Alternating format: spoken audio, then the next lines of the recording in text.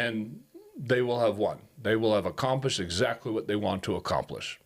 So again, if they didn't start deportation fiasco until that next level, they'd probably lose most of the next level in negotiating.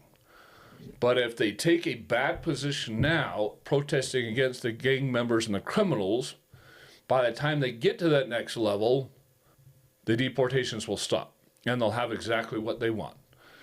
And then once they have the deportation stopped, the automatic next step is going to be, okay, these people need a path to citizenship. It's going to be the amnesty conversation all over again. Believe me when I say that that is where this is going. And many people will say, no, it's not going to go there. That's exactly where this is going. That's the entire goal behind this. They're willing to look bad now to achieve their goal later. Why?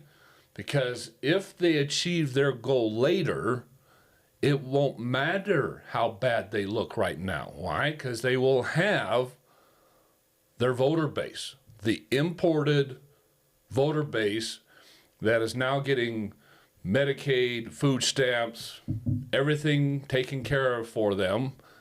They will have a dependent voter base dependent on them that will vote them into office every single time. Every single time. They did that with the black community 50 years ago. The black community was a great community, independent, doing things on their own after the 60s and Martin Luther King and all that. And then the left saw what was happening, that they were revolting against the left. I mean, the left is the source of the KKK. They're the source of, well, they're the opponents to the civil rights movements, huge opponents of that. And they had to flip that. They had to reverse that. And how they did it is make that population dependent on the government. That's the way it's always been. They create a problem, and then they never solve the problem.